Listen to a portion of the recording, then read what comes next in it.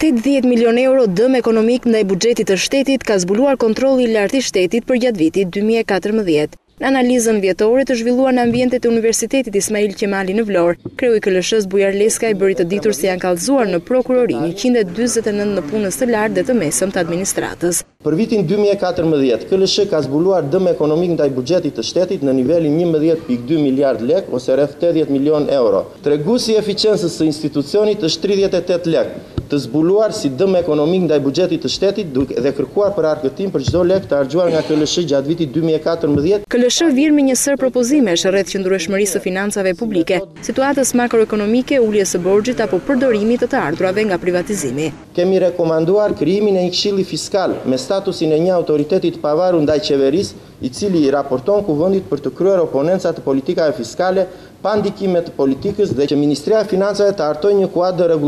regulator fiskal i cili të synojë reduktimin e nivelit të borxhit publik në një periudhë të përcaktuar kohore dhe sigurimin e një qëndrueshmërie afatgjatë të borxhit publik. Sa kaq në 96 vjetorin e vdekjes së Ismail Bey Vlorës, Bujar Leskaj si qytetar vlonjati ka bërë një dhuratë Muzeut Kombëtar të Pavarësisë, bocetin e kryeministrit të parë të Shqipërisë, i ulur në tavolinën e tij të punës në momentin e firmosjes së aktit të pavarësisë. Boceti i kësaj vepre, e cila është punuar rreth viteve 2000 nga profesori